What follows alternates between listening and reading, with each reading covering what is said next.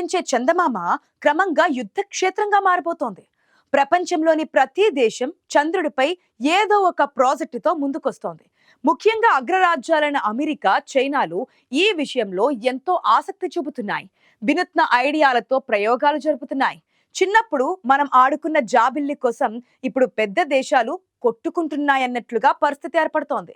ఒకప్పుడు చంద్రుడిపై కాలు మోపడమే గొప్ప విషయం. కానీ ఇప్పుడు అక్కడ పాగా వేయడం, గనులు తవ్వడం, కాలనీలు కట్టడం లక్ష్యంగా అగ్రరాజ్యాలు పోటీ పడుతున్నాయి. ఆ కాంపిటీషన్ ఏంటి అన్న విషయంపై ఆసక్తికర కథనం మీకోసం.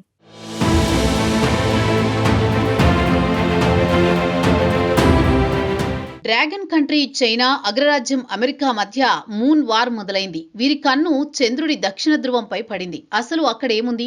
కేవలం మట్టి కోసమే ఇంత ఖర్చు చేస్తున్నారా, లేక మనకు తెలియని బంగారం ఏదైనా అక్కడ దొరుకుతుందా? హీలియం-3 అనే అద్భుతమైన ఇంధనం కోసమే ఈ కుస్తీ అని మరికొందరు అంటున్నారు. రాబోయే రోజుల్లో అంతరిక్షమే కొత్త యుద్ధభూమి కాబోతోందా అన్న అనుమానాలు కొనసాగుతున్నాయి.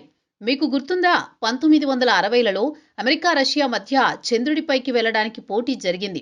అది కేవలం గొప్ప కోసం. కానీ ఇప్పుడు జరుగుతున్నది అవసరం కోసం. భూమి మీద వనరులు తరిగిపోతున్నాయి. పెట్రోల్, డీజిల్, బొగ్గు నిల్వలు అడుగంటిపోతున్నాయి. అందుకే దేశాల చూపు అంతరిక్షంలోకి, గ్రహాలు, గ్రహ శకలాల వైపు మళ్లింది.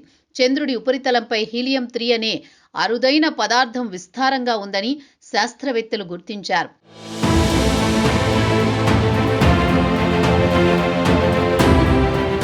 ఇది భవిష్యత్తు ఇంధనం అంటున్నారు శాస్త్రవేత్తలు. కాలుష్యం లేని అత్యంత శక్తివంతమైన విద్యుత్తును దీని ద్వారా తయారు చేయవచ్చు. ఒకసారి చంద్రుడి నుంచి దీన్ని భూమి మీదకు తేగలిగితే 100 ఏళ్ల పాటు భూమికి సరిపడా కరెంట్ ఇచ్చేందుకు వీలవుతుంది. అందుకే ఆ ఇంధనాన్ని ముందుగా దక్కించుకోవడం కోసం చైనా, అమెరికా పోటీ పడుతున్నాయి. ఎవరు ముందుగా అక్కడికి వెళ్లి గనులు తవ్వుతారో వారే భవిష్యత్తులో ప్రపంచాన్ని శాసిస్తారు. అందుకే ఈ హడావుడి అంతా అంటున్నారు నిపుణులు. ఇందులో చైనా వ్యూహం చాలా దూకుడుగా ఉంది. అమెరికా కంటే ముందే చంద్రుడిపై శాశ్వత స్థావరాన్ని ఏర్పాటు చేయాలని డ్రాగన్ స్కెచ్ వేసింది. దక్షిణ ధ్రువంలో నీటి జాడలు ఉన్న ప్రాంతాలను చైనా టార్గెట్ చేసింది. అక్కడ రోబోలను పంపి మట్టిని సేకరిస్తోంది. 2030 నాటికి మనుషులను పంపి అక్కడ ఇళ్లు కట్టాలనేది వారి ప్లాన్. దీన్ని చూసి అమెరికా ఉలిక్కి పడింది. చైనా కనుక చంద్రుణ్ణి ఆక్రమిస్తే అంతరిక్షంలో తమ ఆధిపత్యం పోతుందని భయపడుతోంది.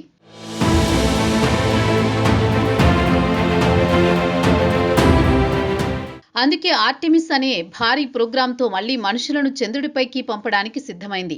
చైనా కంటే ముందే అక్కడ జెండా పాతాలని వ్యూహాత్మక ప్రాంతాలను తమ ఆధీనంలోకి తెచ్చుకోవాలని అమెరికా భావిస్తోంది. ఇదొక రకంగా ఒకప్పుడు సోవియట్ యూనియన్, అమెరికాల మధ్య జరిగిన కోల్డ్ వార్ను తలపిస్తోంది. అయితే ఈ పోటీకి అంతటితో ఆగేలా లేదు. చంద్రుణ్ణి ఒక సైనిక స్థావరంగా మార్చే ప్రమాదం కూడా ఉంది. చంద్రుడి మీద నుంచి భూమి మీద ఉన్న ఏ దేశం మీదైనా నిఘా పెట్టడం చాలా సులభం. అలాగే అక్కడి నుంచి క్షిపణులను ప్రయోగించడం కూడా తేలిక. అందుకే చైనా, అమెరికా తమ స్పేస్ ఫోర్స్ను బలోపేతం చేసుకుంటున్నాయి. స్టార్ వార్స్ సినిమాలో చూసినట్లు భవిష్యత్తులో అంతరిక్షంలో యుద్ధ నౌకలు తిరిగినా ఆశ్చర్యపోనక్కర్లేదు. ఇప్పటికే ఉపగ్రహాలను కూల్చేసే టెక్నాలజీని ఇరు దేశాలు పరీక్షించాయి. ఇప్పుడు చంద్రుడి కోసం గొడవ పడుతున్నాయి.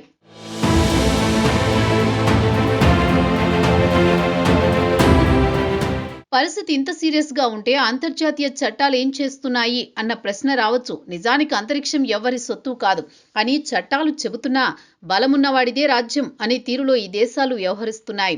అంతెందుకు, ఈ రేసులో భారత్ కూడా రేసు గుర్రంలా దూసుకెళ్తోంది.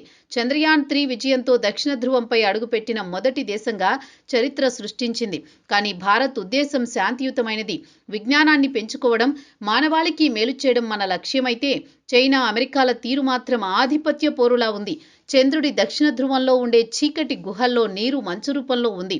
ఈ నీటిని ఆక్సిజన్, హైడ్రోజన్ గా విడగొట్టి రాకెట్ ఇంధనంగా వాడుకోవచ్చు. అంటే చంద్రుడిని ఒక పెట్రోల్ బంక్ లాగా మార్చేసి అక్కడి నుంచి అంగారక గ్రహానికి వెళ్లడానికి ప్లాన్ చేస్తున్నారు. చంద్రుడు ఇప్పుడు ఒక లాంచింగ్ ప్యాడ్. అందుకే ఆ జాగా కోసం ఇంత గొడవ.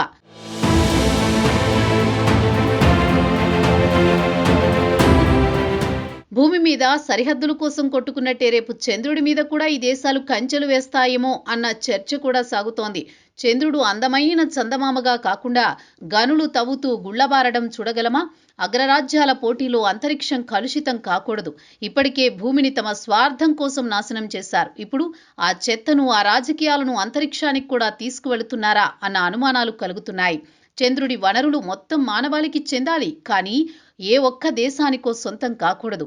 కానీ జరుగుతున్న పరిణామాలు చూస్తుంటే రాబోయే రోజుల్లో స్పేస్ ఎకానమీ పేరుతో పెద్ద వ్యాపారమే జరగబోతోందని అర్థమవుతోంది. డ్రాగన్ వేగానికి కళ్ళెం వేయడానికి అమెరికా చేస్తోన్న ప్రయత్నాలు ఎంతవరకు ఫలిస్తాయి? ఈ ఆధిపత్య పోరులో శాంతి గెలుస్తుందా లేక అంతరిక్షం రణరంగం అవుతుందా? వేచి చూడాలి.